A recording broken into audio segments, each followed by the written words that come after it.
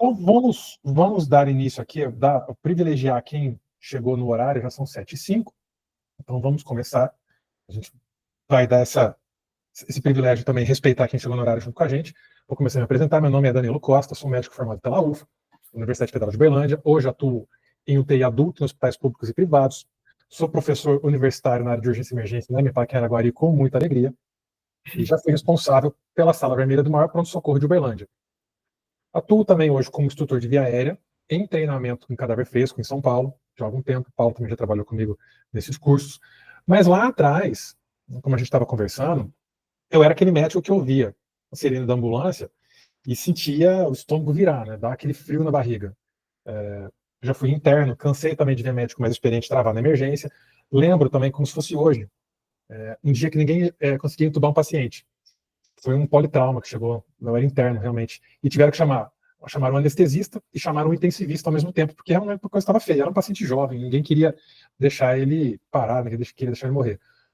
Aí eu lembro que eu fiquei ali parado, olhando para aquilo acontecer, não conseguia fazer nada, eu era interno, o pessoal do internato que está aqui sabe, né, que o interno é uma humilhação atrás da outra, no R1 não muda muita coisa, e aquilo lá, assim, moeu por dentro, né, eu queria poder fazer alguma coisa, mas não tinha nem competência, nem carimbo para aquilo.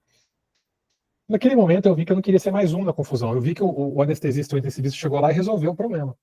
Eu falei, bom, eu quero ser um dia esse cara que resolve. Quando chegou a pandemia respiratória, a gente não imaginava que aquilo tudo ia acontecer. Eu vi muito paciente parar porque a intubação estava atrasada, o médico travou, ficava nervoso. E, assim, essa dor de ver um paciente parando por falta de ar, por falta de respirar, isso é uma coisa, assim, que não dá para esquecer. Eu falei, bom, agora eu preciso fazer alguma coisa. Já tinha alguma experiência, comecei a estudar um pouco mais, comecei a fazer mais curso e falei, bom, a hora que eu entrei em cursos com simulações mais realísticas, que eu comecei a ajudar também algumas pessoas a estudar, eu falei, bom, acho que agora realmente esse é o caminho. Eu decidi que eu não queria deixar ninguém passar pelo que aquelas pessoas, aqueles colegas médicos passaram. Então, essa acho que foi a virada de chave. A pandemia realmente foi um gatilho que me ajudou muito a perceber que o tanto que eu queria correr atrás de estudo para via aérea naquele momento foi foi uma ponte para eu entrar no mundo do treinamento e decidir treinar as pessoas e ajudar a ninguém passar pelo que a gente passou naquela fatídica situação, digamos assim. Eu sou o Dr. Paulo Achia, eu sou anestesiologista, porém, eu nunca havia pensado em fazer anestesia em nenhum período da faculdade. Tá? Então, como que eu caí na anestesia? Eu entrei na faculdade querendo fazer cirurgia cardíaca. No quarto ano, acabei desistindo, porque eu vi que não era muito para mim, e aí eu terminei a faculdade querendo fazer cirurgia plástica. Eu tenho um amigo pessoal que é cirurgião plástico, eu acabei indo um pouco na onda, e aí eu entrei em uma cirurgia com ele e vi que não era a minha praia. Porque o que acontece? A maioria dos pacientes da cirurgia plástica, né, procedimentos estéticos, não dava muita liga comigo. E aí eu fui trabalhar. Trabalhei como clínico no começo, e com o passar do tempo, o que aconteceu? Eu comecei a destacar um pouco, e o pessoal começou a me chamar para terapia intensiva. Na terapia intensiva, eu me encontrei, comecei a gostar muito, estuda muita coisa, e aí um belo dia eu comecei a ficar um pouco frustrado no sentido de que eu dependia de muita gente para ter um resultado satisfatório. Né? Então, eu lembro, nesse dia exatamente, que eu vou aqui narrar para vocês, um amigo meu falou, cara, vai fazer anestésio, tá perdendo tempo, vai fazer anestésio, você manja de droga, sabe? Nessa UTI ninguém manja de droga igual você, vai fazer anestesia. E eu estava frustrado com a terapia intensiva. E aí eu fui para anestésio, tá? Fui para anestésio, fiz em Ribeirão Preto mesmo, e aí hoje eu atuo praticamente exclusivo da anestesia, tanto na área assistencial, tanto na área de gestão de centro cirúrgico, como coordenador de anestesia aqui em São Paulo, do Hospital Lefort Morumbi, que hoje era antiga DASA, hoje virou Rede Américas, tá? Como eu já narrei para vocês no começo, talvez quem chegou um pouquinho depois não pegou essa parte, minha primeira intubação foi tenebrosa, tá? Eu espero que vocês não tenham a primeira intubação como um horror, como o caos na Terra, né? Foi uma hemorragia subaracnoide com rebaixamento de nível de consciência. E aí, era eu no pronto-socorro e no hospital todo, numa cidade de 20 mil habitantes. Aí, assim, eu vou ser bem sincero para todo mundo. Eu tive uma aula sobre intubação endotraqueal na faculdade, tá? Desculpa, pessoal, não tem como aprender intubação, tá? Todo o arsenal que a gente tem para intubar um paciente em uma aula de faculdade, tá? Então, a gente corre atrás, né? Começa a procurar outras coisas, outras formações, outros cursos, outros livros, né? Ainda na minha época, eu posso falar assim hoje, que eu já tenho 45, era muito livro, né? Então, você ia no congresso, voltava com 2 sacolas pesadas de livro. Era assim que funcionava antigamente. Hoje é tudo eletrônico, né? A vida ficou um pouco mais fácil, o conhecimento ficou mais difundido, né? E aí, eu digo para vocês, pessoal, olha, mesmo eu que sempre me considerei um cara metódico, eu estudava todo santo dia, eu sempre fui um cara chato, tá? O Danilo tá aqui para falar. A primeira festa de faculdade eu fui no 3º ano de faculdade, né? Uhum. Porque assim, eu tive todas as condições para estudar. Então, o que você faz? Você é estudante, então você estuda. Não existe justificativa para você não estudar em algum dia, né? E mesmo com tudo isso, tá? Profissão estudante, não estava rolando. Não estava rolando. Primeira intubação catastrófica.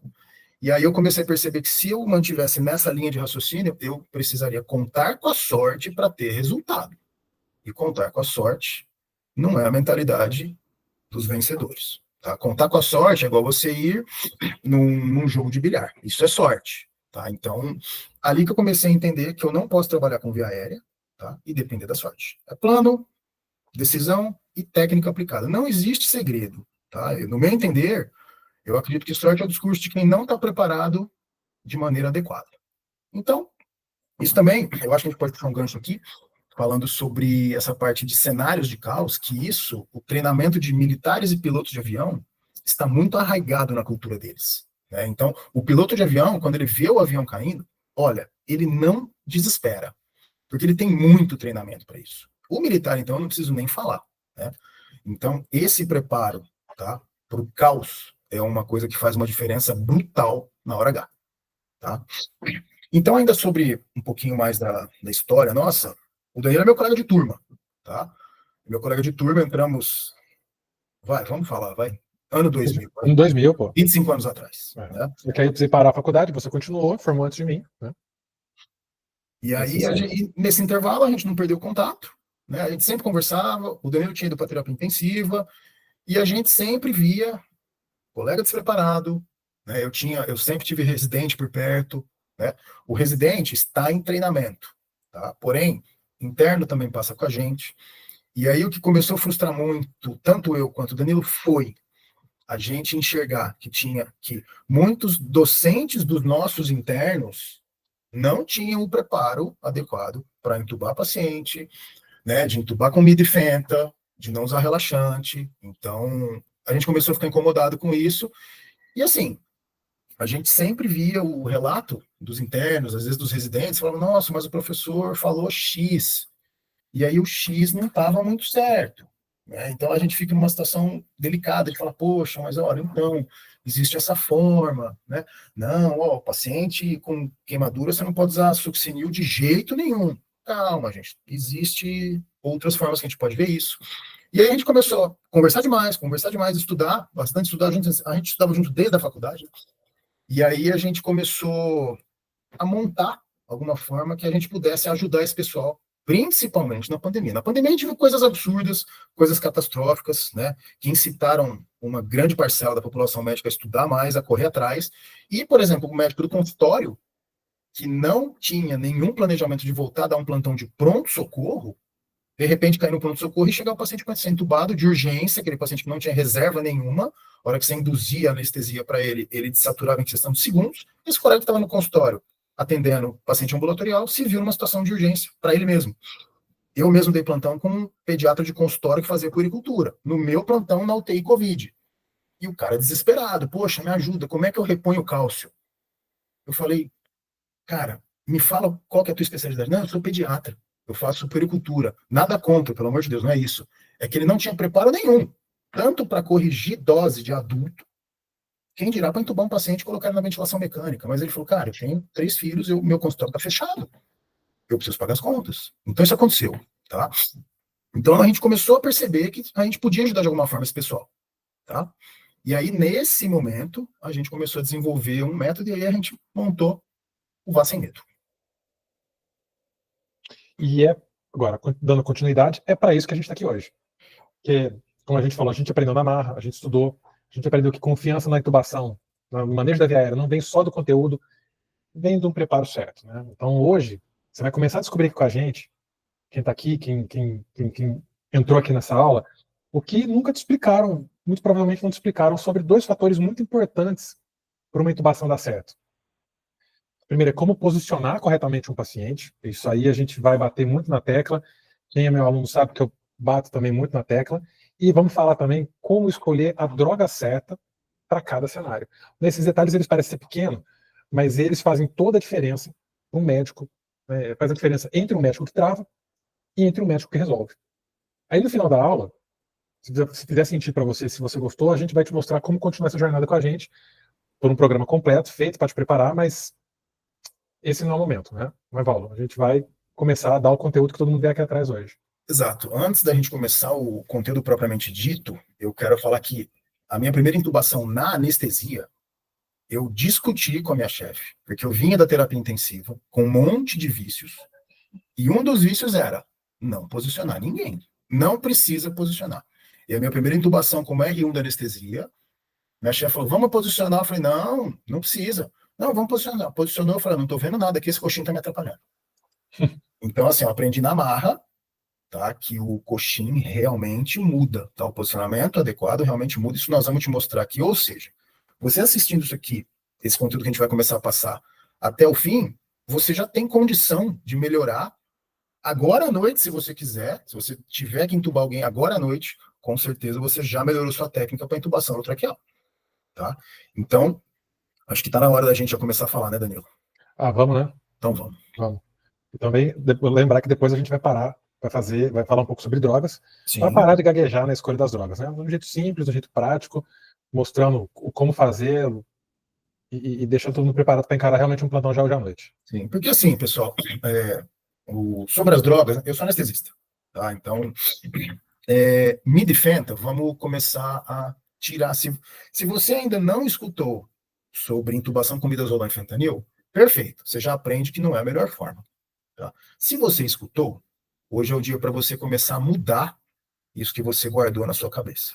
Hoje é o dia para isso. Tá? Nós vamos te mostrar que Midfenta não está certo para entubar um paciente. Ah, mas eu já vi. Então, me perdoa, mas viu errado. Então vamos. Primeira coisa, posicionamento. Tá?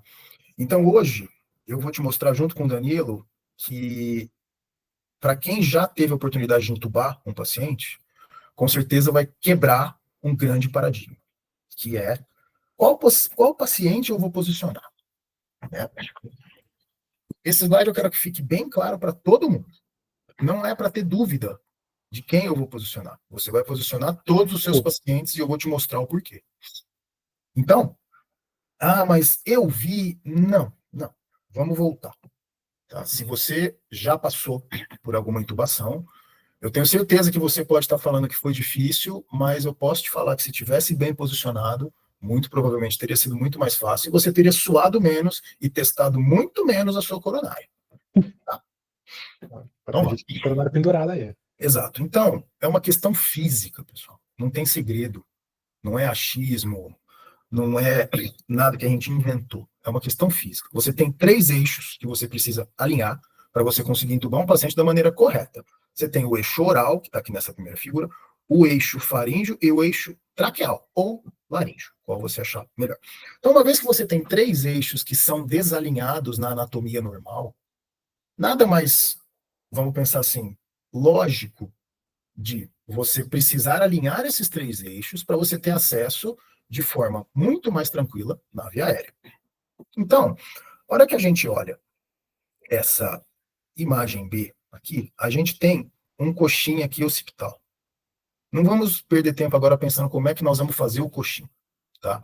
E também não me diga que não tenho como fazer. Tem sim, e nós vamos te falar que tem, tá? Todo hospital tem estouro fisiológico. Pronto, você já tem um coxim para fazer. Todo hospital tem caixa de luva. Já dá para fazer um coxim. Meu hospital não tem luva. Então talvez você não possa estar trabalhando lá. Muda de hospital. Muda de hospital. Porque se der um problema jurídico um dia, o CRM vai falar assim para você: o dever do senhor, doutor, é denunciar lugares que não tenham condições de trabalho. Se você não denuncia e trabalha, você é conivente. Então, se eu não tenho caixa de luva e soro fisiológico, sai correndo de lá. Então, uma vez que você coloca um coxim occipital aqui, você já percebe que você já tem um alinhamento muito melhor dos eixos. Perceba, um simples posicionamento com um coxim. Essa outra figura é melhor ainda. Então, você tem a cabeça na posição neutra, com os 3 eixos. Percebam o desalinhamento dos eixos. Tá? Você tem 3 eixos que são desalinhados na anatomia normal, principalmente com o paciente em decúbito dorsal. O paciente deitou, os eixos ficam desalinhados. E aí, o que acontece? Quando você coloca um coxim aqui embaixo, na região occipital, você já percebe um melhor alinhamento, principalmente de 2 eixos. Tá? Então, o coxim alinha 2 eixos, tá certo? Então, qual que é a grande manobra? Você vai colocar um coxim suboccipital aqui embaixo, e aí você consegue alinhamento de 2 eixos. Quando você faz a hiperextensão da cabeça, perceba nessa figura C, você alinha exatamente os 3 eixos. Essa hiperextensão da cabeça a gente faz com a mão mesmo, tá? Então perceba, olha como que na figura A, como que o laringo tem que curvar quase 90 graus para acessar a via aérea. Quando você coloca apenas o coxim, ele continua precisando praticamente de 90 graus para você conseguir fazer a exposição da fenda glótica. Isso é muito mais difícil. Agora, se você posiciona de forma adequada e faz a hiperextensão da cabeça, olha como a lâmina praticamente vem reta para você acessar a via aérea. Então, pessoal, isso é uma questão física. Não é para sofrer. Isso é para te ajudar. E nem eu, nem o Danilo, a gente consegue entender por que é tão difícil as pessoas colocarem um coxim para entubar um paciente.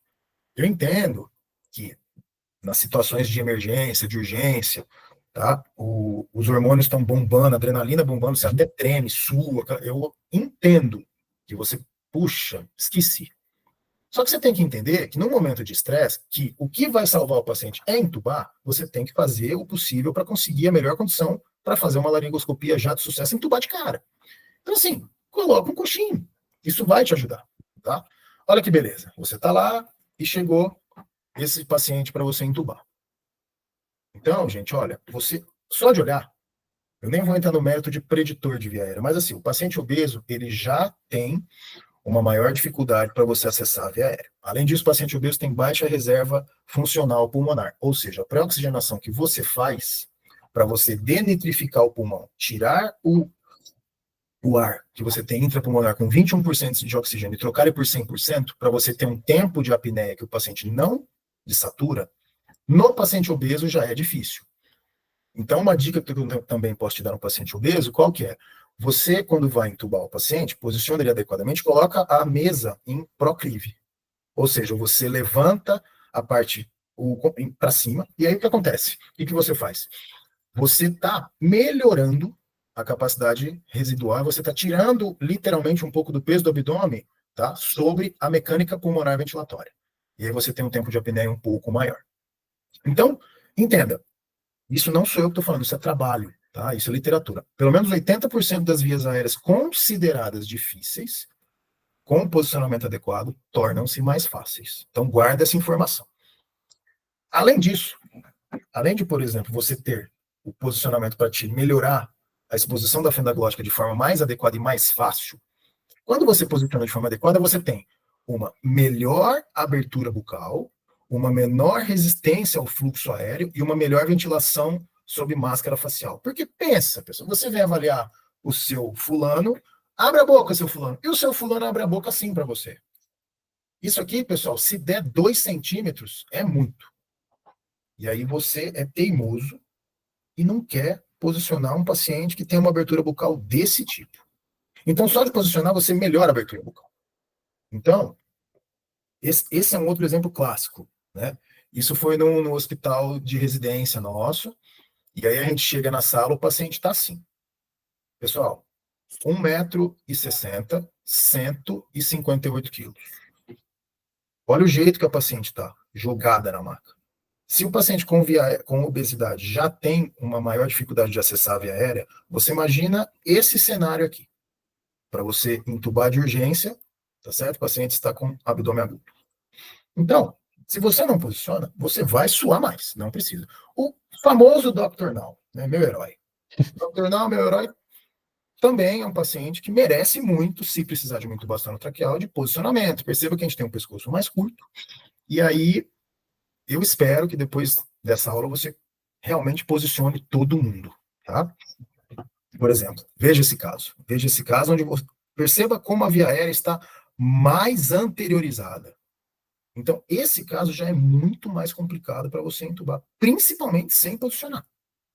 Tá? E daqui a pouco eu vou te mostrar como é que você posiciona de forma adequada. É muito simples.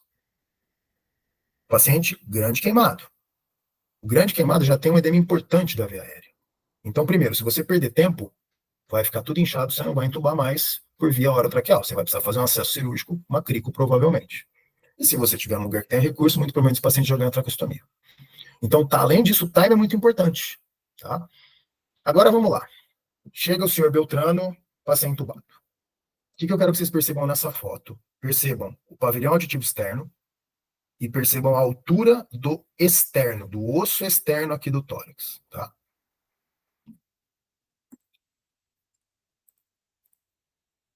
Isso, exatamente. Exato. Esse é o ponto. Ó, a minha veia artística saltando. Exato. Esse é o ponto. Ué, tô tentando passar, não tá indo? Travou? Aí, beleza. É. Então, como a gente vai posicionar? Não adianta você colocar um coxim embaixo do pescoço. Tá? Perceba que o coxim tá errado. Nesse caso aqui, ó, perceba que a cabeça do paciente continua para fora do coxim. Tá? Esse coxim, eu falei, ó, vamos colocar um coxim para posicionar? Oh, poxa, o técnico de enfermagem foi super solícito, colocou para mim. Mas se você está desavisado, ele colocou errado. Perceba, colocou um coxim cervical. Nesse caso, a cabeça continua pendente. Certo? Então, isso aqui, posicionamento errado. Posicionamento errado, pessoal, piora a sua vida. Tá? Agora veja nessas duas fotos. São dois pacientes diferentes. Eu tenho aqui um coxim adequado e qual que é a grande sacada? O alinhamento do pavilhão auditivo externo com o osso externo. Quando você consegue esse alinhamento, você está na melhor posição para entubar o paciente. Esse paciente, se você tirar o coxim, com certeza vai ser uma via aérea difícil. Posicionado, eu te garanto que a enorme maioria das vezes você vai conseguir acessar a via aérea, não necessariamente com vídeo laringe. O pessoal fala, não, esse tipo de paciente aqui eu tenho que é só com vídeo. Você laringoscopa ele muito bem, passa um tubo de primeira e a equipe fala, nossa, Foda. Então, ó, perceba nesse outro caso aqui, mesma coisa. Tá? Alinhamento do pavilhão auditivo externo com o externo. Mesmo que você precise colocar um pouquinho de coxinha embaixo do ombro. Tá? Mas não adianta colocar só embaixo do ombro e a cabeça ficar pendente. Tá? Para que você posiciona? Para você ter uma exposição clara da glote. Olha aqui, ó, não tem dúvida, gente. Ó, aqui não tem dúvida, aqui também não. E aqui, ó, exposição. Aqui você tem epiglote, tá? A fenda aorta aqui, eu passo tudo e acabou. E nada de suor, não precisa. Tá? É posicionar, é técnica, é física. Tá? Como é que eu posiciono? Com o quê? Soro fisiológico, caixa de luva, lençol. Lençol tem no hospital. Lençol sempre tem no hospital. E se não tiver, você pede. Tá? Veja esse vídeo. Veja só, eu quero que você veja esse vídeo agora. Esse vídeo é de um paciente que não está posicionado. E aí nós pegamos um vídeo laringo e vamos entubar. Perceba, ó, epiglote, tudo certo, a corda vocal, as pregas aritenoides, a visão linda, né? Fala, não precisa de coxinha. Coxinha é desnecessário. Posicionar é para os fracos. Veja o vídeo. Olha lá. Ó, tudo esôfago até agora. Ó, vamos lá, entuba aí. Ó. Esse é um paciente que não estava posicionado, em tese, com um dispositivo que é muito utilizado para via aérea difícil, que é o videolaringoscópio. Olha lá. Você enxerga direitinho, fala, não, eu tô vendo, é fácil. Beleza. Já começa a sangrar, né? Já começou a mexer muito na via aérea, começa a sangrar, pessoal, mucosa. Ó o sangue, olha lá. Ó. Então, levem, ó o tanto de sangue na epiglote. Já. Ó, não vai. Tá vendo?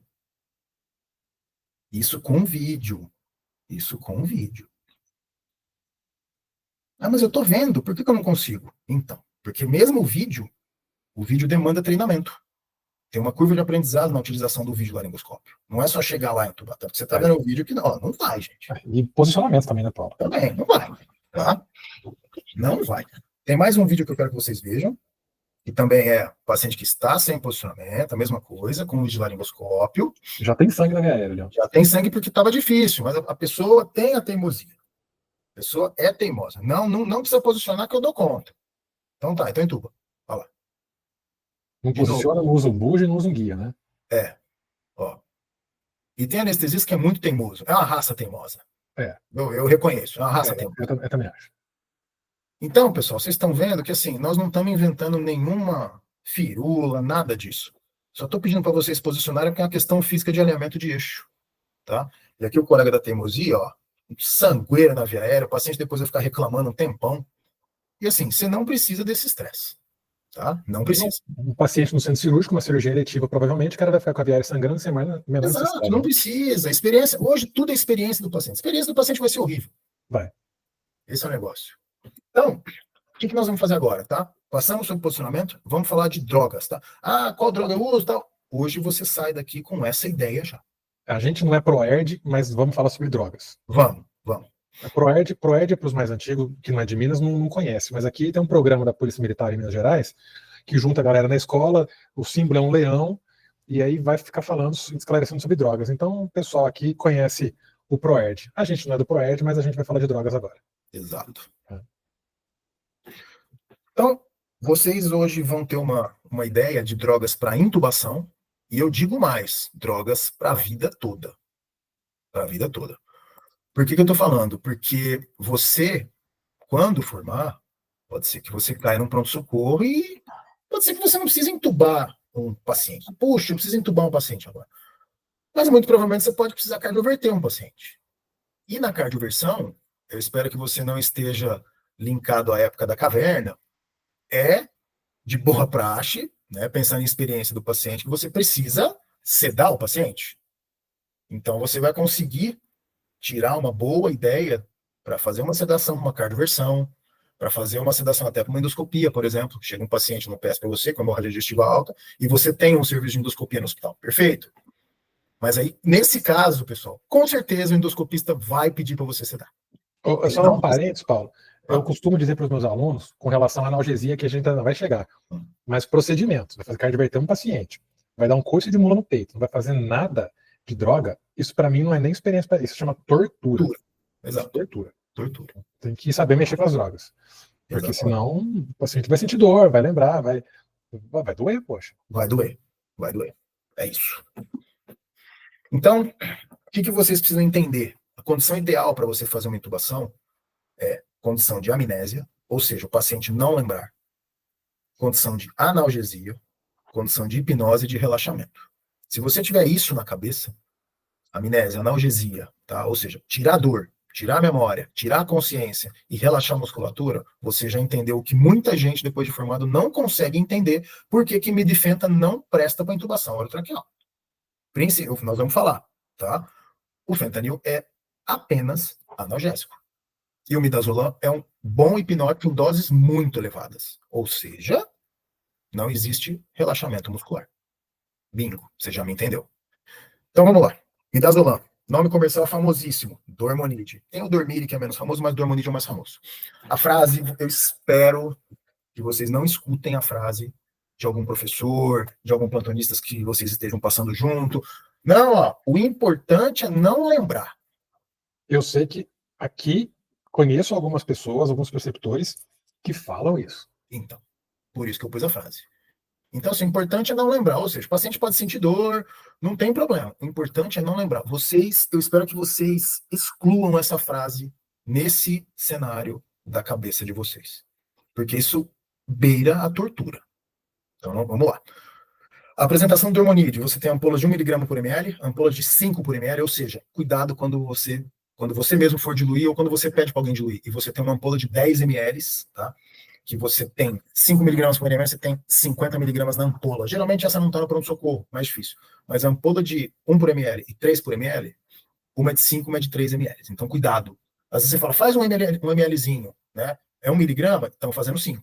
Então, cuidado. E não terceirize essa responsabilidade. Essa responsa é sua. tá? Classe do midazolam, um benzodiazepínico com efeitos, tá? De amnésia e hipnose, tá? Não existe efeito analgésico no midazolam. Ou seja, não entubem ninguém com midazolam só porque ele não vai lembrar. Isso é tortura. Uhum. Isso é forno crematório. Isso é tortura, tá? Então, dose do midazolam extremamente variável.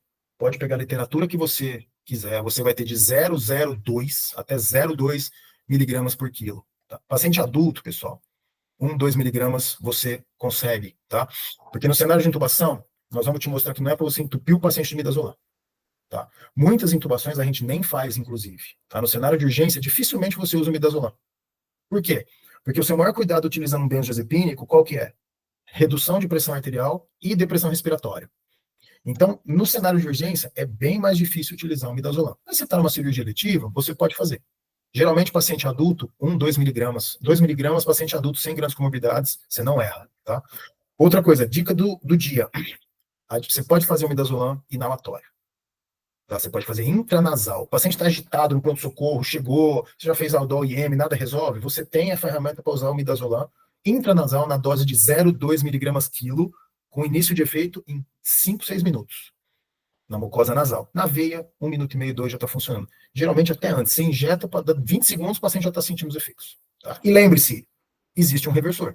Então, pesou a mão, fez a ampola errada, aconteceu alguma coisa, poxa, o paciente chocou, tem o reversor, Flumazenil.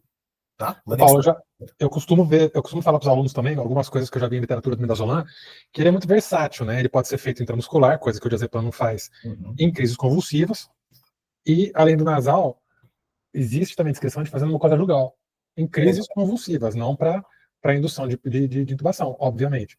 Mas para crises, até jogar na boca, na mucosa da bochecha, dá para fazer, ele absorve. O midazolam é uma droga muito versátil. Né? Dá para fazer. Próxima droga, pessoal. Anotem e guardem.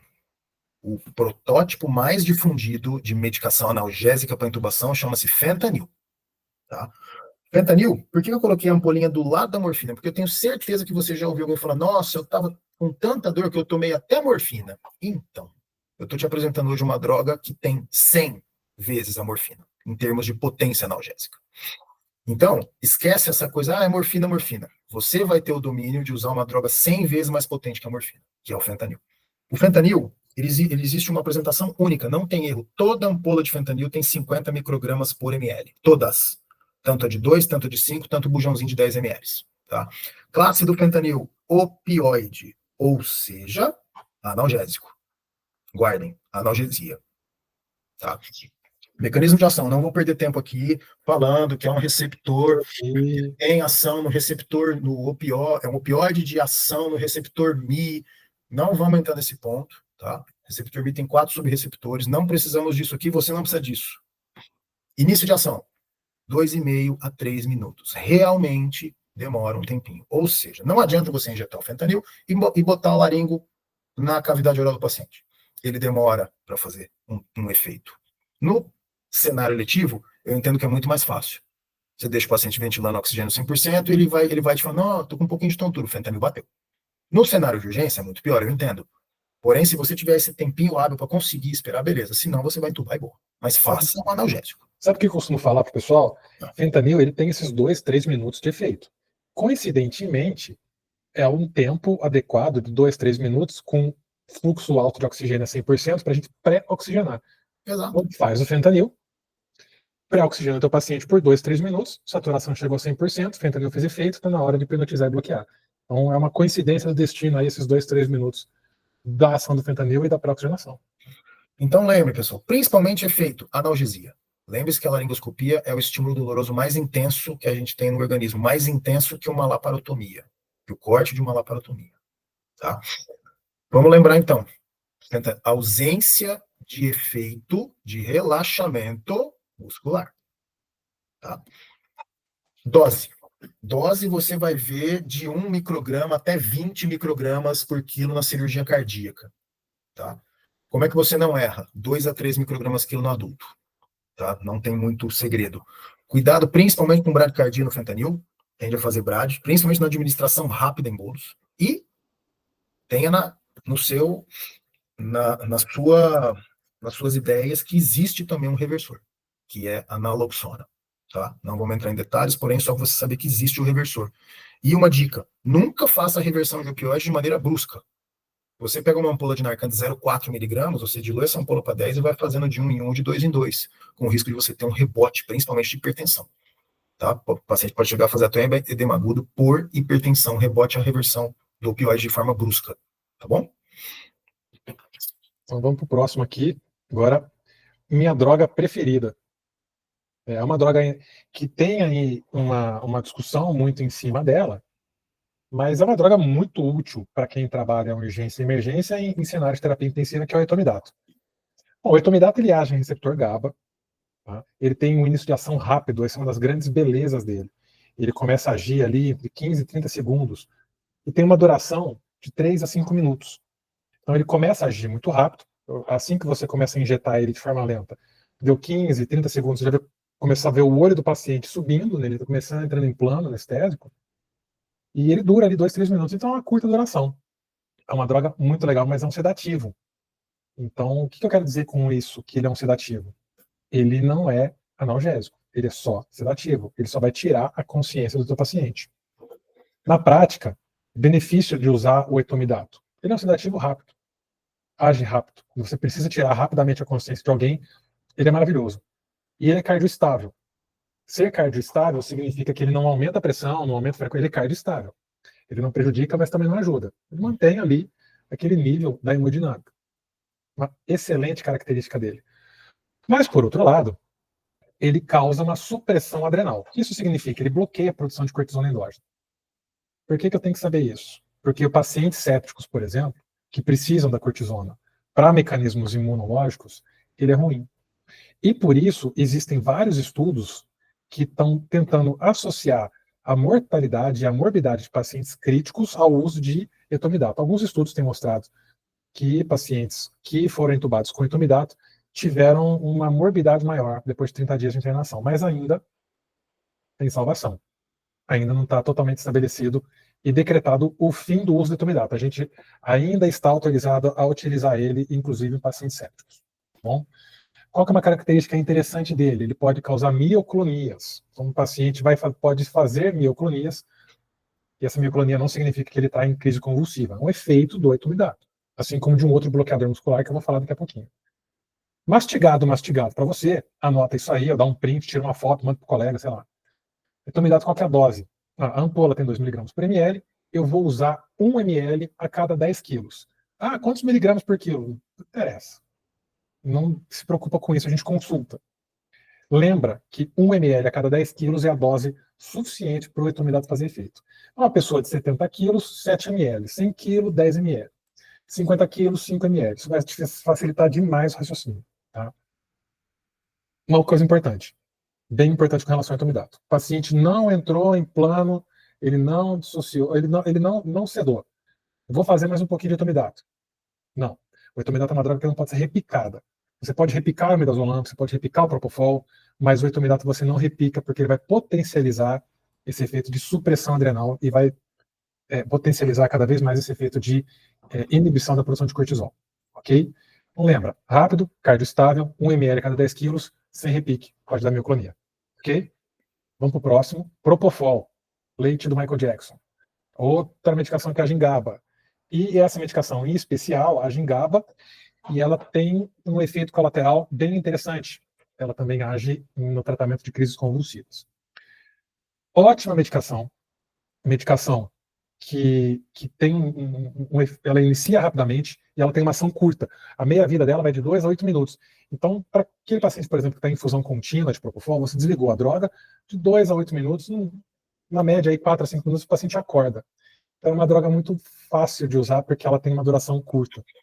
Tá? Ela também é usada como uma sedação leve para procedimentos. Quem já fez endoscopia, colonoscopia, pode já ter usado propofol, pode ter já usado midazolam. O propofol é uma das drogas usadas para esse tipo de procedimento. Tá? E também é usada para analgossedação. O que eu quero dizer com analgossedação? Pacientes que foram entubados em um contexto aí de emergência ou de estado crítico na UTI e estão sendo mantidos entubados, vão precisar ficar em ventilação mecânica por mais tempo.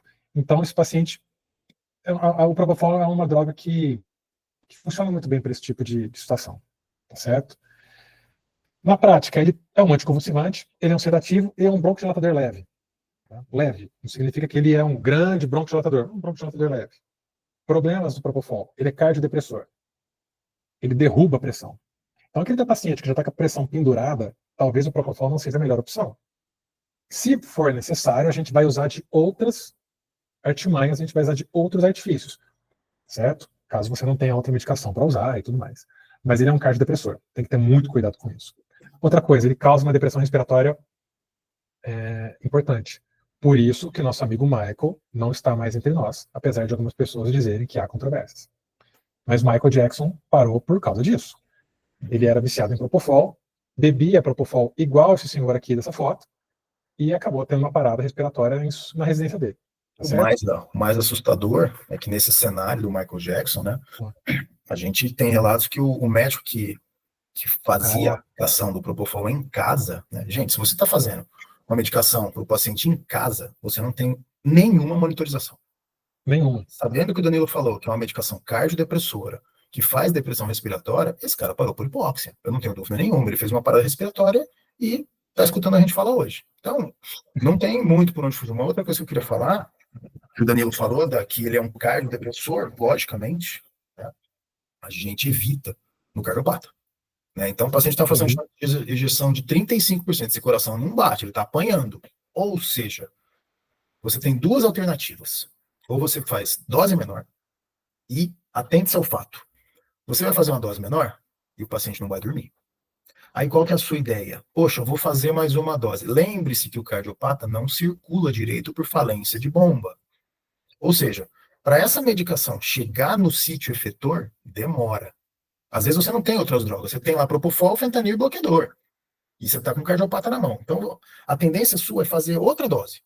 Eu vou te orientar que você vai precisar esperar um pouco mais a circulação dessa medicação no cardiopata, principalmente no paciente com fração menor que 35, e você segurar a ansiedade de querer injetar mais Propofol, que aí você vai ter um grande problema. Você pode fazer, esse paciente que já tem uma cardiopatia mais intensa, você joga a pressão dele lá para o pé. E aí você vai ter que se preocupar em entubar o paciente e corrigir a pressão.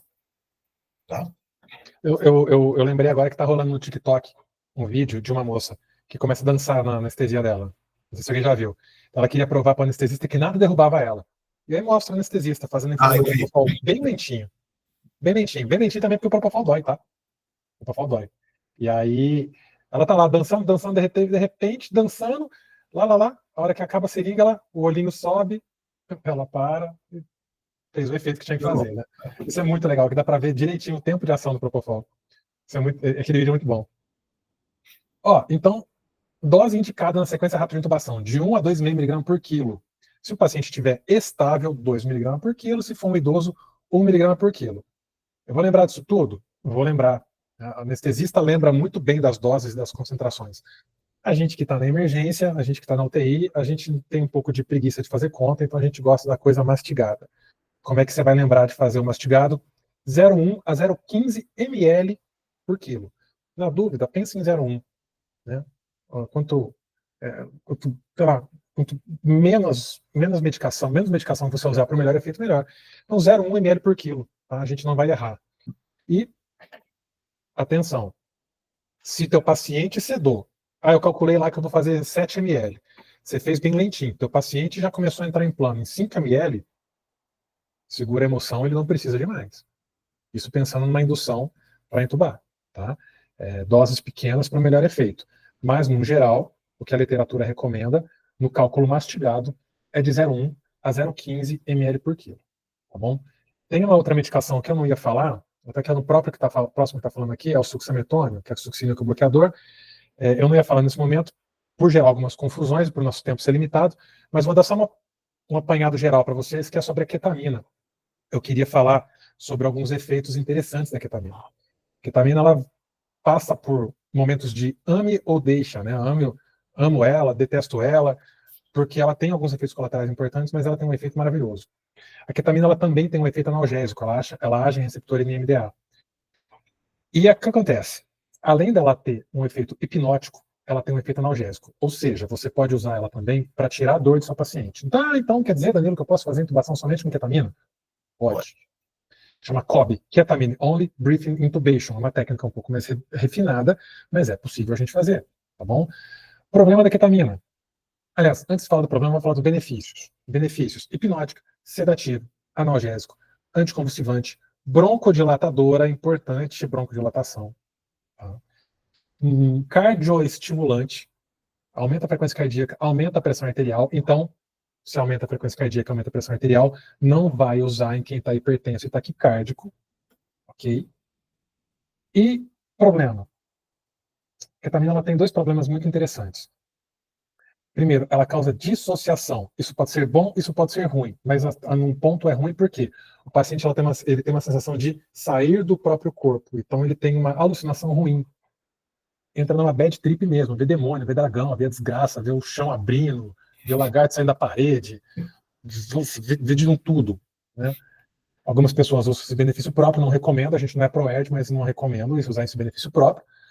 E outra coisa que a gente tem que tomar cuidado na hora de entubar um paciente com ketamina é com a grande quantidade de cialorreia. O paciente ele fica hipersecretivo. Então você vai fazer a ketamina, eu vou fazer uma COB. Eu tenho um vídeo aqui, eu vou fazer uma COB, eu vou entubar só com ketamina. Beleza, esteja com o aspirador do lado. O paciente vai babar loucamente, vai salivar muito. Tá? Então a ketamina é uma ótima medicação, uma ótima droga. Quem quiser saber um pouquinho mais sobre ela, depois manda mensagem para a gente, que a gente passa mais alguns detalhes. Mas ela tem esses poréns. Tá? Ela aumenta demais a secreção, ela causa alucinação, e se você não souber usar a dose correta, o paciente vai ter um estresse pós-traumático, ele vai carregar isso aí para sempre. Beleza? Falei tudo direitinho, Paulo? Ketamina? Quer acrescentar alguma coisa? Estou esperando falar da salivação, que o anestesista é enlouquecido nisso, né? Não, o anestesista, geralmente, quando vai entubar algum paciente, quando a gente chama para ajudar na UTI, geralmente eles falam, não, ketamina não, saliva demais. Eu falei, tem respirador. Vamos esperar. Mas é uma medicação legal. Eu acho que vocês, pessoal, tendo quanto mais medicações vocês tiverem na manga, tá? Literalmente, poxa, esse paciente aqui é um paciente cardiopata, putz, eu não tenho etomidato. E eu não estou seguro para fazer propofol nesse paciente. O paciente está ali com 9/5 de pressão, puxa, o que eu faço? Se você tem conhecimento da ketamina, talvez seja uma alternativa interessante. Né? O efeito analgésico da ketamina é pronunciado. Então, você consegue fazer uma intubação com ketamina apenas, com a grande vantagem de, na maior parte dos casos, você preservar a respiração. Ou seja, o paciente está lá dissociado, né, um olho para cada canto assim, com um poder analgésico bom, e pode ser que ele ainda esteja com ventilação espontânea. Então, esse é um efeito muito bom. Se você fizer a ketamina numa dose aí até 1,3 miligramas por quilo, você fizer uma velocidade de administração que não seja em bolos, né, diluída, você consegue manter o drive respiratório. Então, pensa um cenário desse. O paciente está dissociado, com efeito analgésico e ventilando. Então, essa é uma vantagem muito boa. Foi muito usada na época do Covid, tá, esse tipo de intubação. Agora, um tripé. Né? A gente está falando aqui de analgésico, sedativo. Tirar a consciência de uma pessoa para entubar são 3 pés, né? Um tripé. Você tira a dor, você tira a consciência e você tira o movimento. Então, para tirar o movimento, a gente vai usar bloqueadores neuromusculares. Ok?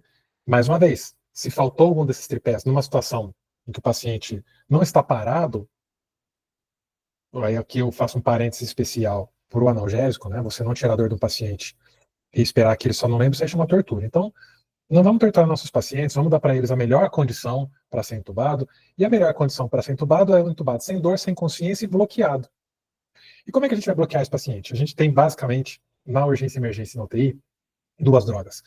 No centro cirúrgico tem algumas outras, né? Atracúrio, cisatracúrio, tem várias outras, mas se você tiver num bom pronto-socorro, você vai ter essas 2. Pronto-socorro ruins, vai ter só uma delas. Então, vamos lá. Primeiro, o succinilcolina, conhecido como succinilcolina. Succinilcolina é a minha preferida, confesso. Ela é um bloqueador muscular despolarizante, ou seja, age lá na placa neuromuscular, lá na junção do neurônio com o músculo e despolariza. Despolarizando, ela vai causar um bloqueio muscular flácido e vai gerar fasciculação. Então, esse processo da retirada dos neurotransmissores da placa neuromuscular vai gerar a fasciculação. O início de ação é lindamente rápido, de 30 a 60 segundos. Ele começa a agir. A duração, 5 a 10 minutos. Então, é um bloqueador que inicia rápido e acaba rápido. Ele é maravilhoso. Rápido, curta duração, mas, como sempre, a gente tem que saber os prós e os contras e as atenções das drogas que a gente vai usar. Qual que é o contra da succinilcolina? Pode gerar hipercalemia, porque libera potássio. Essa brincadeira de despolarizar libera potássio. Pode gerar hipertermia maligna e pode gerar também bradicardia. A gente tem que estar preparado para isso. Uma das coisas mais temidas por anestesista não é a cirurgia que entra às 6h50 da tarde, é a hipertermia maligna. Exato. A hipertermia maligna é uma das causas de maior terror da anestesia. E pode acontecer pelo uso da succinil. Nossa, Danilo, então nunca na minha vida eu vou usar succinilcolina. Calma, não é bem por aí. Eu nunca vi hipertermia maligna. Eu já vi algumas coisas graves, mas hipertermia maligna também nunca vi. E confesso também que nem bradicardia com succinil também nunca vi. Na minha pequena experiência com paciente crítico. Né? O anestesista usa muito mais do que a gente na UTI, mas eu também nunca vi bradicardia. Hipercalemia eu já vi acontecer. Por causa disso, quais são as contraindicações? Doenças neuromusculares. O paciente já tem problema na placa neuromotora, então a gente não vai usar, a gente vai evitar usar a succinilcolina nesse cenário. Politrauma. Por que politrauma? Porque o paciente já teve um trauma muscular, já tem muito potássio circulando no organismo dele. Não é uma contraindicação absoluta, mas é bom tom, né? É elegante a gente não usar, a gente tem outra opção. Não tem outra opção, usa ela. Isso. Grandes queimados. Chegou um grande queimado para mim, igual aquela paciente que o Paulo passou agora há pouco, uma paciente que, inclusive, foi uma paciente minha que foi eu que intubei. É uma grande queimada, 92% de superfície corporal queimada. Tem contraindicação de usar a succinil? Sim, se você for intubar depois de 48 a 72 horas. Antes disso, pode usar.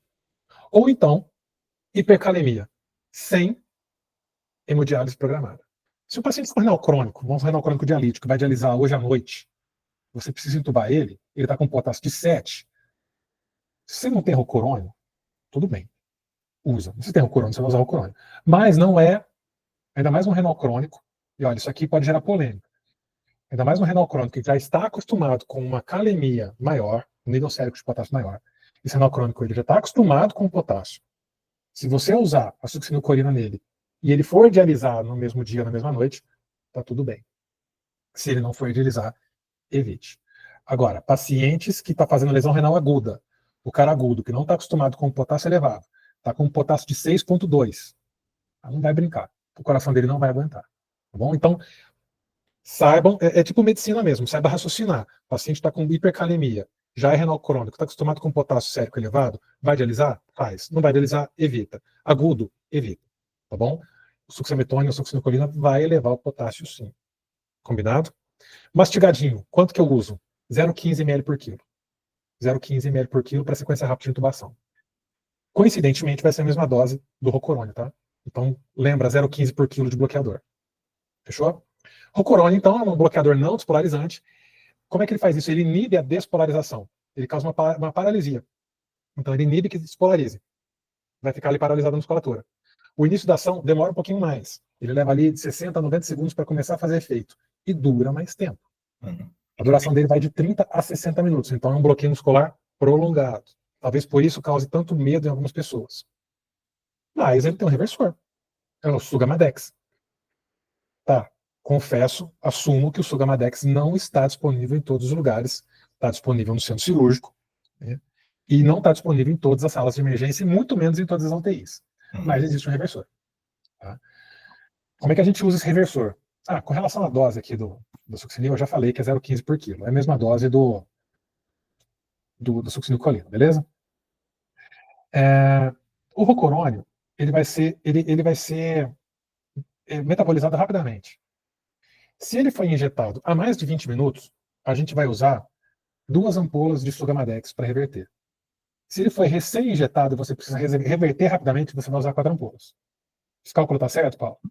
Tá certo. O único detalhe do Sugamadex é que existem relatos de reações anafiláticas com o Sugamadex. Eu tenho um colega que passou por um apuro desse, tá? E para vocês terem ideia, pessoal, experiência do centro cirúrgico, tá? 95% é rocorônio. Tá? Principalmente, por quê? Pelo fato do Sugamadex hoje ter quebrado patente. Essa ampolinha custava 300, 400 reais antigamente. A patente que custa 30. Então, assim, pelo menos a realidade aqui de São Paulo, de centro cirúrgico, a maioria já tem disponível, tá? Na rede pública ainda não tem. Alguns hospitais têm, quando você não pode fazer a reversão do bloqueio neuromuscular com atropina e prostigmine, o paciente tem alguma contraindicação, por exemplo, paciente com broncoespasmo. Você não vai fazer prostigmina num paciente desse. Então você pode pedir o Sugamadex. Mas a rede privada, liberado, vem na caixinha do anestesista, o Rocurônio com o Sugamadex. Então ficou muito seguro, porque é um reversor imediato. Então, as pessoas falam, poxa, vou usar succinil se eu tenho um reversor automático? Então, 95% hoje é Rocurônio. Das UTIs que eu trabalho em 2 UTIs hoje. A gente não tem dentro da UTI o Sugamadex. Sim. Não tem dentro. Você pede, ele estrada. As 2 UTIs têm farmácia setorial, então fácil da gente pedir se precisar. Né? Mas pronto-socorro, pelo menos os PS que eu já trabalhei, a farmácia não sabia nem o que significava o Sugamadex. E a gente tem que levar em consideração que tem muita gente que pode estar aqui conosco agora, e que pode trabalhar em algum lugar mais né, com condições mais restritas, que vai ter só amidazolam e fentanil, né? Então, o Sugamadex é uma droga que não é padronizada em todos os lugares. Eu acho que é por isso que a grande maioria das pessoas tem medo de usar o bloqueador, porque não tem como reverter. Dura muito tempo. Dura muito tempo. O Rocurônio realmente dura muito tempo. Sim. Então vamos lá, gente, vamos lembrar. O bloqueador muscular é importante para você ter a melhor condição de visualização da via aérea. Muita gente fala assim, porque a via aérea é uma via aérea difícil. Não, às vezes não é uma via aérea difícil. Uma via aérea que não foi bem posicionada. Um paciente que não teve uma analgesia adequada, está sentindo dor, tá? E que vai brigar com você, mesmo que inconscientemente ele vai brigar com você, porque a dor é um mecanismo de defesa muito primitivo. Às vezes um paciente que não está totalmente sedado, e como não está sedado, vai ser muito difícil ele deixar você enfiar um negócio pela garganta dele. Olha, meu senhor, por favor, abre a boca, eu vou enfiar isso aqui na sua boca. Não. Tem que tirar a dor, tem que tirar a consciência. E muitas vezes é um paciente que não está bloqueado. Por que o bloqueio é tão importante? Porque deixa molinho? Não só isso. Porque te permite tirar reflexos de proteção da via aérea. Eu costumo dizer que se você não está em morte encefálica, o reflexo de tosse ele vai estar presente, mesmo com você inconsciente. É um reflexo muito primitivo aqui do nosso sistema nervoso central. Então, se ele é um reflexo tão primitivo que preserva a sobrevivência, mesmo sem consciência, o paciente vai tentar tossir. Você vai laringoscopar, você vai ativar todos os milhares e bilhões de terminações nervosas de proteção de via aérea. O paciente vai tentar tossir. Vai tentar expulsar aquele tubo que você está colocando para a boca dele. Então é tirar a dor, tirar a consciência e bloqueio neuromuscular. Tá certo? As drogas, não interessa qual você vai usar. Saiba. Mecanismo de ação, porque sabendo o mecanismo de ação, você vai saber aonde você pode fazer. Ação principal, efeitos colaterais e contraindicação. A gente passou aqui pelas principais drogas que a gente tem disponíveis nos PS da vida, e a gente falou das contraindicações e dos cuidados. Sabendo isso, sabendo quais armas você tem, você luta qualquer batalha. A gente precisa só conhecer o nosso arsenal. Conhecendo o arsenal, o restante vem fácil. A gente vai lutar qualquer tipo de guerra, tá? E aí você pode ter o melhor tubo, pode ter o melhor laringo, né? Se você não posicionar bem o teu paciente, se você não souber injetar, se você não souber o que você está injetando, você já perdeu. Então, saiba posicionar, saiba injetar as drogas, saiba os efeitos principais, efeitos colaterais e contraindicações. Beleza? Combinado? Então, o que você aprendeu agora, o que a gente falou até agora, pode fazer diferença, né? Entre te travar na hora da emergência e te fazer um médico que lidera com clareza no momento mais crítico. Né? Ser aquele médico tranquilo em que a equipe de enfermagem vai falar, não, chama o doutor fulano que ele vai resolver esse problema. Tá? Mas isso aqui é só a ponta do iceberg. Ainda tem muita coisa que a gente tem que saber e que tem que passar para você ter um plantão tranquilo pensando em relação à via aérea. Mas se você curtiu a explicação de posicionamento, droga, imagina quando você tiver acesso a uma teoria completa, a um conhecimento completo, né, com prática, simulação, feedback, né? E a gente já falou lá no começo que a gente ia te mostrar uma solução para isso. Mas calma, mas antes de te mostrar como funciona essa solução, tem uma coisa que a gente ainda precisa fazer agora. Então, talvez você pode estar pensando, tá, eu quero aprender mais, mas será que tudo isso é para mim? Ou será que eu dou conta de aplicar? Ou será que, mesmo eu sendo interno, ainda tendo um tempo para formar, será que isso aí vai resolver?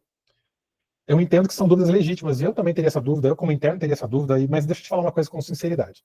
Se você ainda é interno, se for meus alunos que já me conhecem, a gente já conversou algumas coisas sobre isso algumas vezes, né? Você é interno é melhor ainda, porque você vai chegar nos seus primeiros plantões com muito mais preparo do que a maioria. Aqui, onde eu dou aula, os alunos dão plantão na UPA, dão plantão no SAMU, e muitas vezes tem a oportunidade de manejar uma via aérea até na rodovia, até na casa, até no quintal das pessoas. Algumas pessoas já me falam, professor, eu tive medo de pedir para deixar entubar porque o paciente estava ruim, ou vai que eu não consigo, né? E fazendo um preparo melhor mesmo com o interno, você vai saber o que fazer, vai saber como posicionar e vai ganhar confiança muito mais cedo. Se você acha que não tem a experiência, perfeito. Que você ainda, bom, você já é formado, não tem experiência, maravilha. Você já começa do jeito certo, passo a passo, claro, e bem direcionado. Tá? Isso que é interessante. E vocês lembram que eu falei, né, no começo sobre o fato de eu ter chegado no primeiro ano de residência de anestésio e literalmente discuti com a preceptora que ela queria colocar o coxinha e eu falei que aquilo lá não prestava, porque eu vim de que jeito? Com todos os vícios da terapia intensiva. Então, assim, se você vem sem vício nenhum, né, você já vem com a cabeça aberta para aprender do jeito certo.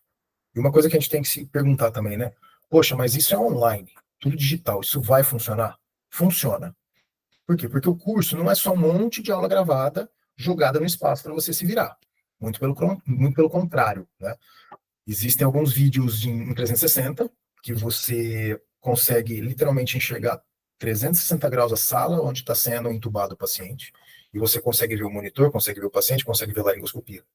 Tá? Então, e além de simulações reais e, no meu entender, acho que é o mais importante é você ter tutorias ao vivo com a gente, com feedback em tempo real. Então, além dos vídeos 360, que eu acho que é algo extremamente proveitoso, você tem as tutorias online e com feedback nosso em tempo real, ou seja, ó, isso aqui tá errado, tá? Além do canal direto com a gente. E qual que é a grande ideia aqui que eu vejo, né? Ninguém solta a mão de ninguém, ninguém se sentir sozinho. Para isso que o formato online, nesse aspecto, é muito bom, porque hoje, o WhatsApp, qualquer outra ferramenta de comunicação de rede social, você consegue atingir a gente. Então, acho que isso é uma grande vantagem. Tá?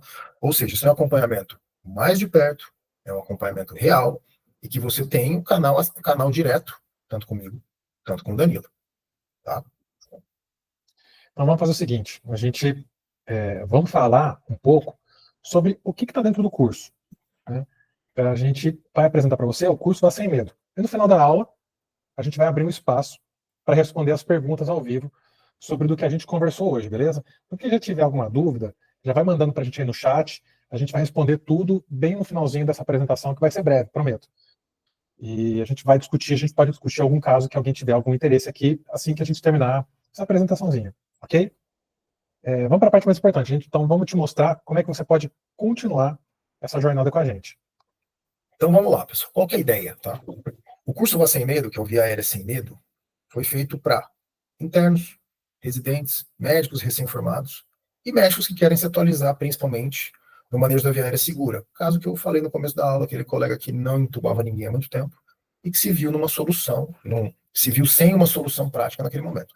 É um curso completo para quem quer ter domínio de via aérea, para você ser um pouco diferenciado e ser o cara que realmente a enfermagem fala, ó, putz, chama o doutor fulano que eu aqui não conseguiria entubar. Você vem, entuba e ponto final. Você torna-se a pessoa resolutiva num cenário de intubação traqueal que realmente e geralmente é um cenário tenso. Tá?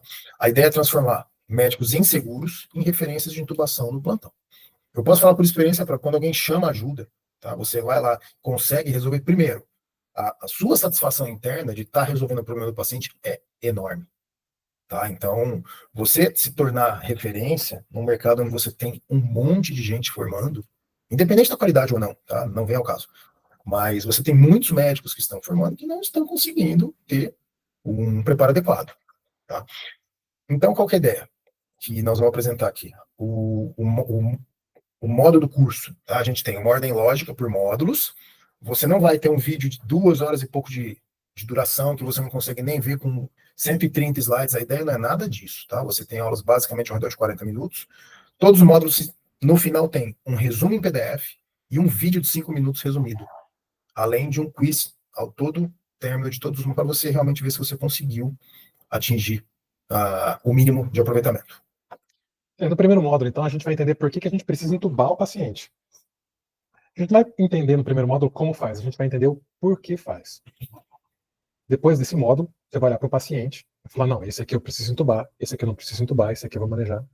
Vai saber exatamente qual que é a hora de agir e se é a hora de, ou então se é a hora de planejar melhor. Tá? Isso que é o que a gente vê no primeiro módulo. No módulo 2, pessoal, a gente tem anatomia funcional. Puxa, anatomia lá, primeiro ano. Exatamente, primeiro ano. Não tem como a gente ter o domínio total da via aérea se a gente não entender anatomia. Aqui você aprende a não se jogar no escuro, porque sem anatomia você não consegue entender algumas sacadas e entender o porquê das estruturas. Por exemplo, o que a gente falou sobre o posicionamento dos eixos, tá? Nesse módulo, você ganha visão de risco e deixa de ser um refém da sorte, coisa que a gente abordou muito aqui. Partindo para o módulo 3, avaliação de via aérea. Preditores de via aérea. Tá? Como é que eu avalio a via aérea para me preparar se eu tenho uma via aérea difícil ou não na minha frente? Se você vai preparada para uma via aérea difícil, você com certeza já pensou num plano alternativo caso você não consiga entubar esse paciente. Essa é a ideia de preparação. E no módulo 4, é um módulo exclusivo de posicionamento. Principalmente os pacientes mais difíceis, por exemplo, os pacientes com IMC acima de 40.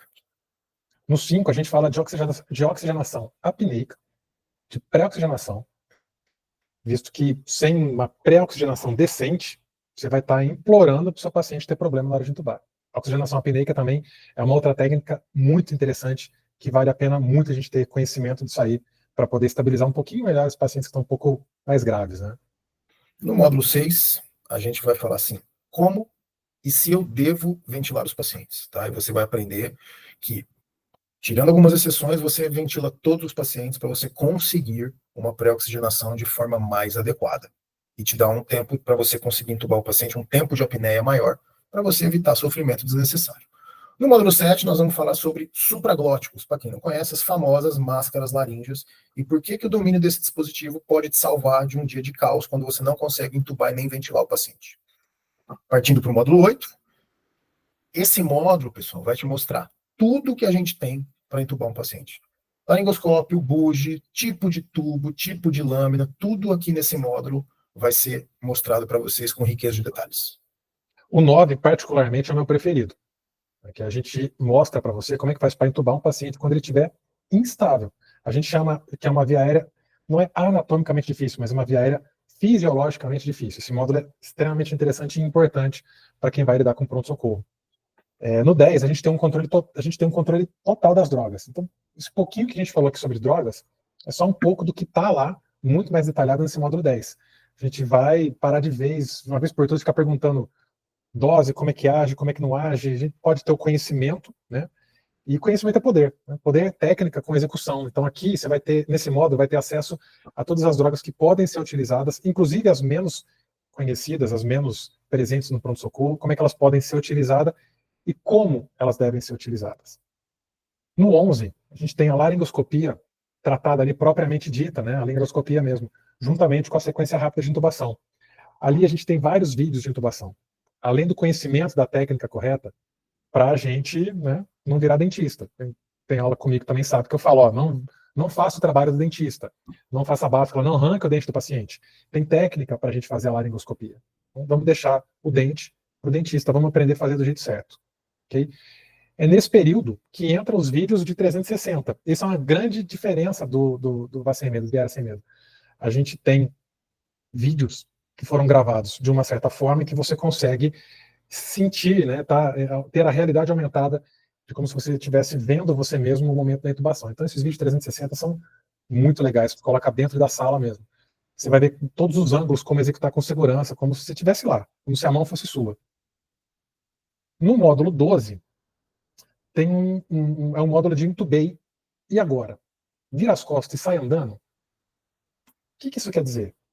Não adianta você só entubar o paciente, você tem que ligar ele no ventilador. Então a gente vai falar um pouquinho sobre configurações de ventilação mecânica. Tá? Na sequência, o 13, não entubei e agora? O que eu faço? São técnicas para a gente resgatar o nosso paciente caso a gente não entube. Lembrar que ninguém morre por falta de tubo, morre sim por falta de oxigênio. No 14, a gente vai falar de sequência atrasada de intubação e da COB, que eu falei ali na hora da ketamina. Da Ketamine Only Briefing Intubation. No 15, pessoal, a gente tem um dos paradigmas da intubação, que é a intubação acordado. Né? Todo mundo acha que a intubação acordada é o grande salvador da pátria. Ah, não, tranquilo, se for difícil, eu intubo acordado. Nós vamos te mostrar que é uma ferramenta que pode te ajudar, mas que não é também essa festa toda que o pessoal desenha. Tá certo? Depois de todo esse conteúdo, aí você começa a desenhar a sua própria história, uma mudança de mentalidade, de sair de um papel marginal para um papel de protagonista e de liderança do plantão. É onde você mesmo vai conseguir mudar sua postura e aprende a, principalmente, manter calma no caos. Lembra do piloto do avião quando eu falei no começo da aula, tá? Isso é treinamento. Pensar rápido e decidir com firmeza, tá? Vamos começar a pensar em perder a insegurança e começar a entender um pouco melhor as coisas. Mas assim, não é só isso, na verdade, né? O curso, ele é um curso realmente muito legal, mas tem um além, né? Você tem alguma série de bônus também que complementa a preparação. Você vai ter um acesso a grupos exclusivos de aluno no WhatsApp, uma comunidade fechada para ter suporte contínuo, para poder tirar dúvidas com a gente, trocar experiência com outros médicos, com outros internos, interno médico, médico médico, interno interno, que estão na mesma jornada com você, né? A gente vai ter algumas tutorias também ao vivo, estudo de casos reais, tira dúvidas e também algumas orientações práticas. E o melhor, a gente preparou uma imersão presencial. Se você gosta do modelo online, porém tem um receio, né, de, puxa, mas só online eu não estou seguro. Existe uma imersão presencial que nós vamos fazer, muito provavelmente em São Paulo, né, Danilo? A ideia é fazer em São Paulo, tá? Tem um espaço muito legal lá. Tem um espaço legal aqui, um centro de treinamento, e da gente fazer.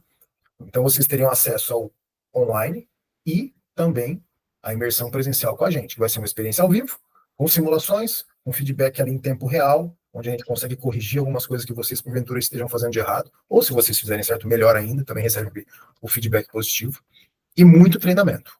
Tá? Só esse tipo de imersão, um evento ao vivo, né, presencial, já valeria o preço total do curso. E nessa primeira turma, a imersão presencial em São Paulo já está incluída.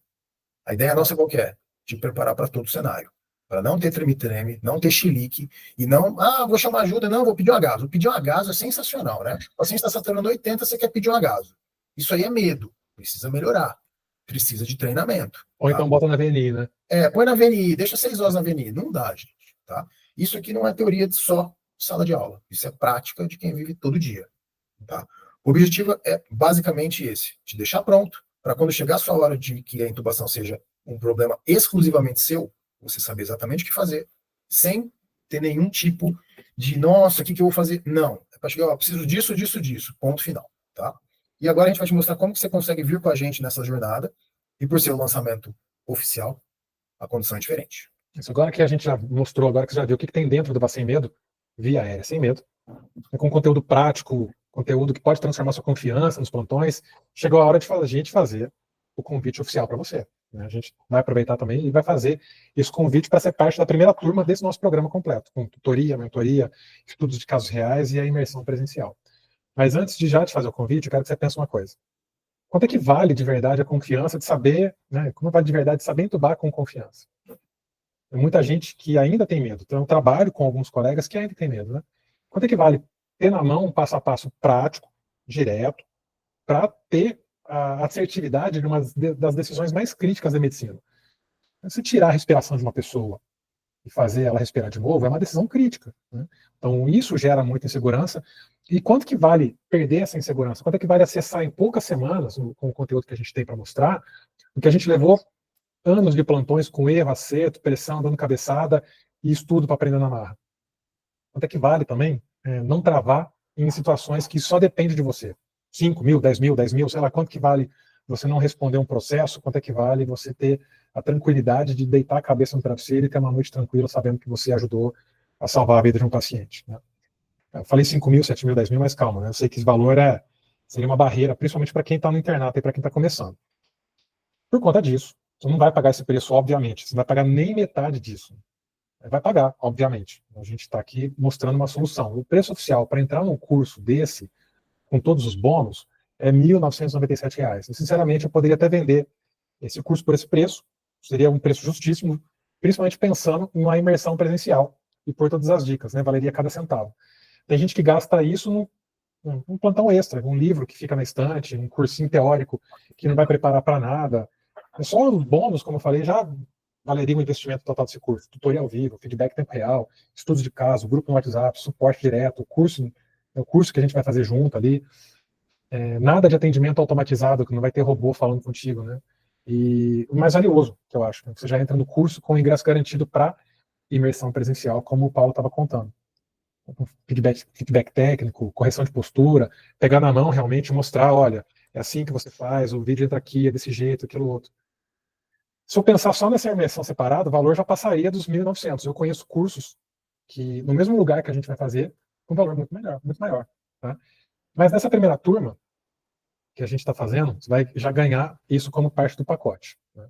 É um investimento, é um conteúdo completo que muda teu posicionamento, seja você interno, seja médico recém-formado, ou seja médico experiente que quer adquirir um pouco mais de confiança. E vai mudar até o jeito que eles te olham na hora de você dar um plantão. E, como é a primeira turma, a gente quer ajudar o maior número de médicos e acompanhar de perto, passo a passo, quem estiver aqui com a gente.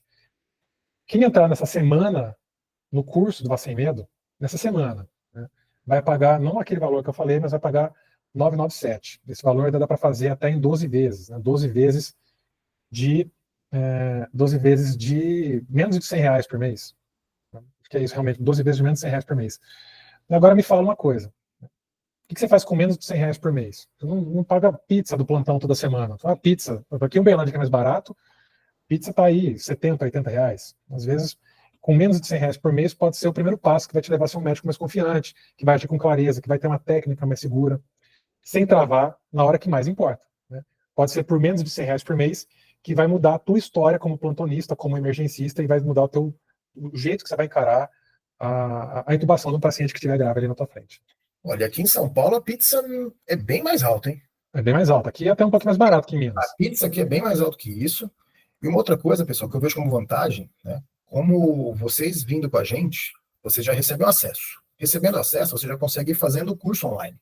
E você chega para o presencial já tendo feito online. Isso faz toda a diferença. Então faz uma diferença absurda. Né? Você já chega com o conteúdo já na cabeça e já com tipo só as dúvidas. E você vai ter como sanar essas dúvidas com a gente ali ao vivo em tempo real. Tá? Então, assim, vamos fazer o seguinte. Para não ter desculpa, a gente pode fazer uma condição diferente. A gente pode dar um presente. Presente? Para os 5 primeiros. Né? A gente pode fazer, para os 5 primeiros, a gente faz uma live só com esses 5.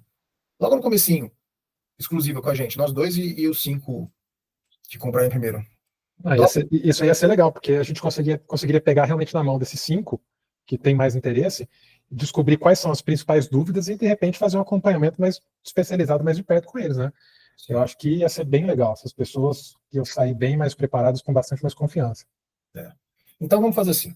Além de tudo que a gente falou, principalmente o acesso à imersão presencial, né, você entrando com a gente logo agora, os 5 primeiros ganham uma live com a gente exclusiva. Tá? Acho que é um incentivo bem interessante, isso logo no começo do curso. E com o decorrer do curso, pessoal, vocês vão ter acesso ao WhatsApp nosso, né? É tudo a gente que responde, não tem robô, é eu e o Danilo que responde, tá? Então, vou pedir para a produção colocar o link para vocês. E se você sentiu que é o momento, aproveita a condição e garante sua vaga agora, tá? Só clicar em entrar. A gente vai deixar essa condição até terça que vem, dia 22. Lembrando que a gente gosta de ter mais exclusividade. Ou seja, literalmente pegar na mão de cada um de vocês, falar, puxa, ó, a gente teve um aluno já que falou, puxa, eu não tô conseguindo. Eu falei, cara, filma para mim sua laringoscopia. Ele filmou e me mandou. Aí eu falei, cara, sabe o que tá acontecendo? Você não tá conseguindo rebater a língua com a lâmina do laringoscópio. Aí no dia eu ia fazer uma anestesia, pedi para filmar eu fazendo a laringoscopia. E eu consegui, mandei um videozinho para ele. Falei, olha, é isso aqui que você tá errando. Só o jeito que você coloca a lâmina na cavidade oral do paciente. Então a gente consegue fazer essas correções praticamente em tempo real. Tá? Eu intubo o paciente todo dia, o Danilo intuba também com uma frequência muito alta. Então, esse é o tipo de tutoria que a gente quer passar para vocês. Tá? Então, eu acho que, pensando friamente, né, o que você teria a perder? Tá? No meu entender, eu não vejo nenhum malefício, principalmente porque algumas decisões marcam carreiras e essa pode ser a diferença entre você ser um médico resolutivo ou ser a gente que vai levando com a barriga e empurrando tudo para os outros, tá? A escolha agora é sua e a gente está pronto para te ajudar. Bom, como a gente já falou antes, então, a gente vai abrir para as dúvidas. Eu tinha falado lá no começo que do finalzinho a gente abre para as dúvidas. A gente sabe que pode ter surgido alguma dúvida aí na cabeça, e como a primeira vez que a gente está apresentando o Vá Sem Medo aqui dessa forma, acho que a melhor forma de ajudar você é ouvindo você. Então, quem tem dúvida, manda no chat a pergunta. Pode ser sobre o conteúdo, pode ser sobre como funciona o curso, sobre forma de pagamento, acesso, tudo. A gente está aqui ao vivo para responder e para garantir que você vai sair daqui com tudo claro. Seja dúvida de posicionamento drogas, seja dúvida sobre o Vá Sem Medo mesmo. Mas se for uma dúvida técnica sobre intubação, pode mandar que se der tempo a gente responde ao vivo, se não, a gente te responde depois no grupo que vocês já estavam, ou então por mensagem. A ideia aqui é caminhar junto, sabe, desde já. Então aproveita esse momento, quem tiver aqui ainda, quem está aqui ainda com a gente, bora tirar dúvida, tirar qualquer peso dessa decisão de entrar nessa caminhada conosco, e enquanto o pessoal vai mandando as perguntas, a gente vai esperar um pouquinho ainda o pessoal mandar essas perguntas. Tem o link no chat e na página, né, na nossa página também vai estar esse link. Lembrar que essa condição especial desses bônus, desse valor, vai até só terça-feira, dia 22 de abril. Tá? E que se você já garantiu sua vaga, enquanto a gente está falando, comenta aqui no chat, não estou dentro, só para a gente saber quem vai estar com a gente aqui nessa jornada. Ó, o Luciano mandou aqui, ó, sobre material e aulas, vou ter acesso por quanto tempo? Paulo, quanto tempo o Luciano vai ter para ver todo esse conteúdo? Luciano, a gente costuma deixar todo o curso aberto por 2 anos. Tá? A gente acha que é um tempo que a pessoa pode fazer uma vez sem correr e fazer de novo se quiser. Tá? Então, são 24 meses que você tem acesso ao curso. Tá certo? O Luciano, como é um cara que eu conheço, em 24 meses ele já vai estar formado, carimbando as prescrições de midazolam por aí. Pronto. Melhor ainda. Melhor ainda. É um menino bom, inclusive, viu? Ótimo. Menino bom. Então, pessoal, ó. Se Deus vai, Deus quiser, assim. não, vai dar certo, Luciano. Vai dar certo. Fica tranquilo. Tamo junto. Tamo junto. Então, eu acredito que é isso. A gente criou tudo isso porque a gente já passou por muito perrengue e a gente gostaria de evitar que vocês precisassem passar pelas touradas que a gente passou por inexperiência no primeiro momento, né?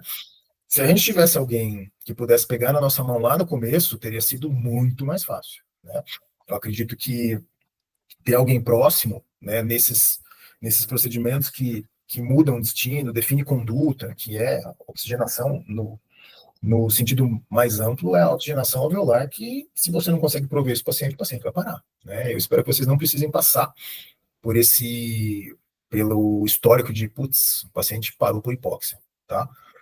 O Luciano deixou outra pergunta aqui sobre a aula prática em São Paulo, será quando? Luciano, muito provavelmente, a ideia nossa é fazer em São Paulo no final do ano, tá?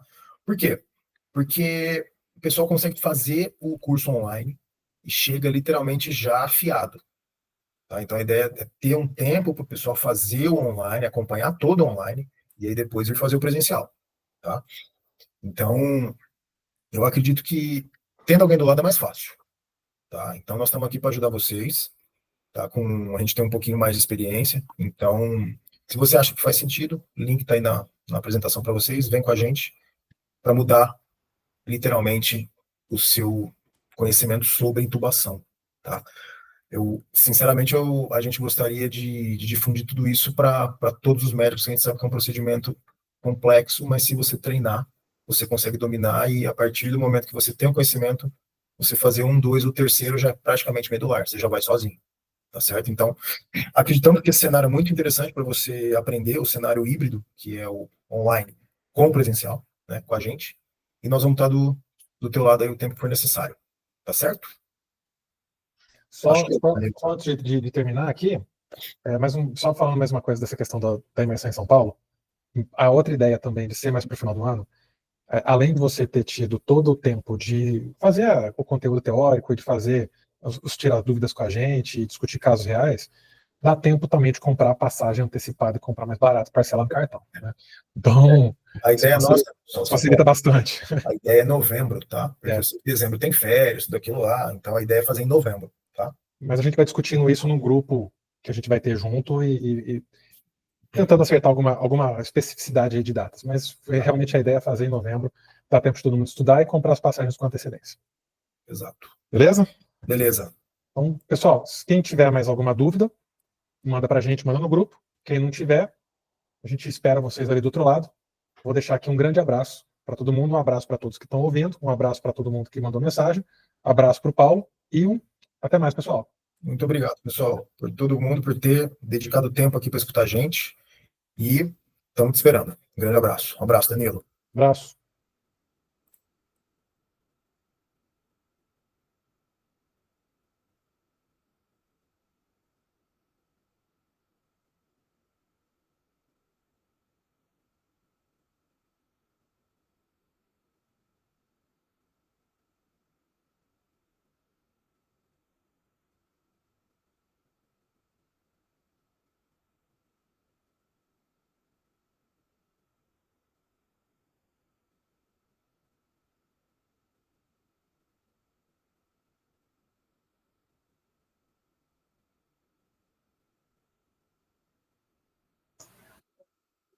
E aí?